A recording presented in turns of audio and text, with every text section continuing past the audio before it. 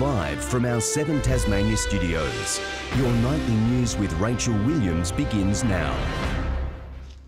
A fishing trip on Tasmania's east coast almost turned to tragedy this afternoon when a boat was caught in the surf and flipped. Police were alerted to the boat in danger in Great Oyster Bay near Dolphin Sands at about 1:30. 2 men were thrown from the boat, but a 72-year-old man was trapped underneath. Rescuers cut a hole in the bottom of the boat and pulled him to safety. He was transported to hospital by helicopter, receiving treatment for exposure to gases and inhaling water. The 2 other men were uninjured. Despite a new case of meningococcal B in Tasmania, there are no firm plans to extend vaccination subsidies. The state has funded the injection, which covers the A, C, W and Y strains for at-risk groups.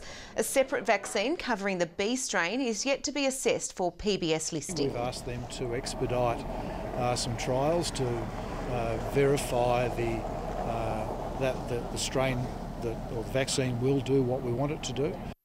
Yesterday, health authorities confirmed an infant was in the LGH being treated for the B strain.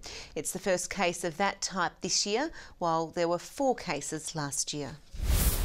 The Central Highlands community has come together in the wake of its summer bushfire crisis.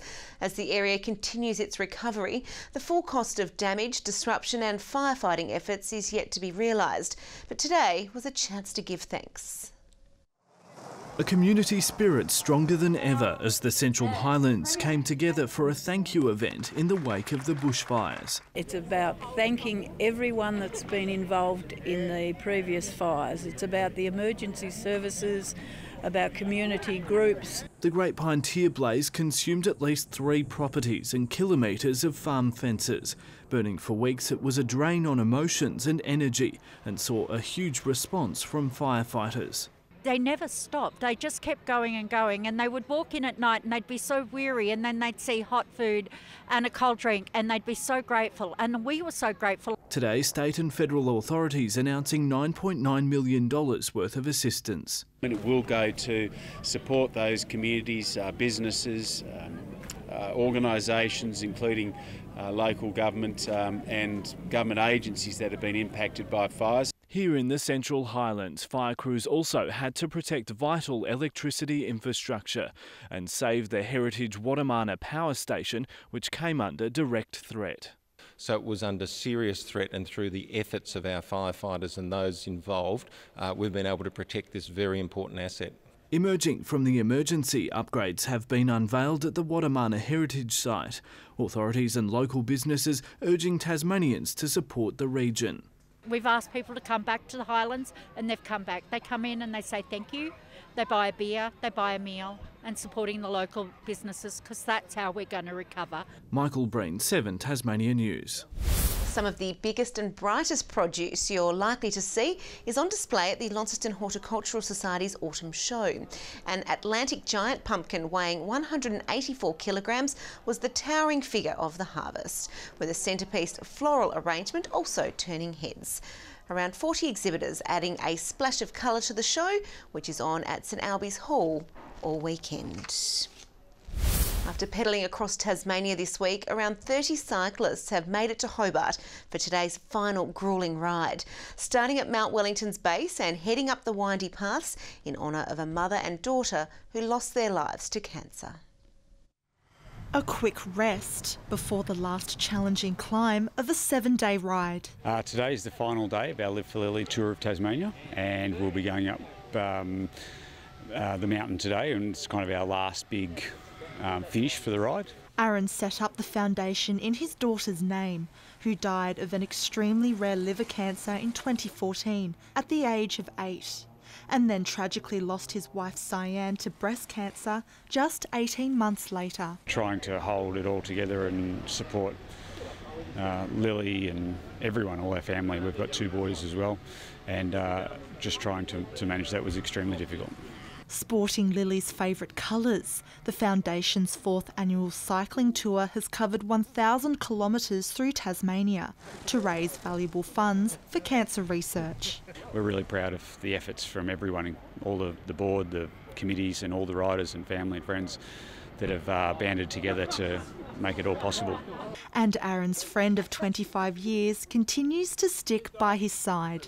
He's a good friend. It's a great cause. We all want to cure cancer, but you know, it's not just for Lily, it's for all children out there. Everybody who's got a child, at some point you'll hear a story where they're connected to cancer, and you know that we've got to stop that because it's just not good enough. This year's Live for Lily tour has raised over $250,000. Ruby Kamane, 7 Tasmania News. Lauderdale's flawless start to the TSL season rolls on with a 26-point win over Kingborough. Launceston has its first win for the year after easily accounting for North Hobart, and Glenorchy remains unbeaten after thumping Clarence at Blunston Arena. A 10-2 opening term had the Magpies with a tight grip on the contest from the start. Jay Bowden was at his usual best, booting 6 for the day. Jake Cox lifted his ruse with a superb soaring mark, followed by the easiest of goals, while Jason Bailey had few troubles bombing one home from 50. But Glenorchy dictated proceedings to enjoy its third win from 3 games. It was the Mitch Thorpe show at North Hobart Oval. The newly appointed captain bagged 6, while his supporting act, Alec Wright, converted 3 of his own. Both teams have confessed they're struggling to run out games, but today was far more concerning for North Hobart. 53-point losers to a previously winless opponent. While the Tigers didn't mind showing their teeth in a physical contest against Lauderdale, but the Bombers replied with bone-crunching conviction.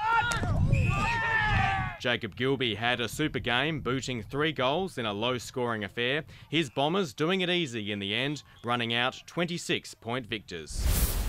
Good evening. 22 was the state's warmest today in Launceston. Burnie at 21, 19 the top for Devonport and Hobart, reaching a high of 16. Flinders Island, Strawn and Friendly Beaches reaching a top of 17. Smithton, Lowhead and Ouse 20 and 14 the top for Lyawini. On the close-up, mostly cloud-free over the northwest and the Central Plateau, while mid to low level sits over the rest of the state. On the satellite, a mid to high level cloud band extends from South Australia to the Tasmanian Sea, while mid to low level cloud sits across the rest of the east coast and southwest Western Australia. Tomorrow, a high-pressure system will move over the state. A cold front and prefrontal trough crosses Western Australia, and another trough extends from Queensland into central New South Wales. East to south easterly winds 15 to 25 knots around the north tomorrow, 10 to 15 elsewhere. Seas up to 2 metres in the north and swells up to 2 metres in the west and south. Tomorrow's forecast now: Hobart and Richmond partly cloudy, top of 18, Ouse 20. In the north, partly cloudy for Launceston 21, Devonport and Deloraine mostly sunny 19. Burnie tomorrow mostly sunny 18, Strawn 20 and Curry a light morning shower or 2. A shower or 2 for St Helens, Swansea 17 with a possible shower and Whitemark 19. Looking to the 3-day forecast now: Monday, showers about the east and north from mid-afternoon, fine elsewhere. Tuesday, fine from possible morning showers in the northeast and the northwest. And finally, Wednesday, showers develop about the northwest, extending over the rest of the state during the afternoon. Capital cities: Perth a shower or 2 tomorrow, Adelaide 28, Melbourne a mostly sunny 22, 21 the top for Canberra and Cairns, a shower or 2 reaching a high of 29. And on to current temperatures: Hobart 13 mostly cloudy, Launceston 17 mostly cloudy, Devonport 16 partly cloudy, and that is all for tonight's weather. Back to you, Rach. Wonderful. Thank you for that, Jackie, and welcome to the Weekend Weather Team. That's all your news for now. Thanks for joining us. Have a great evening. Good night.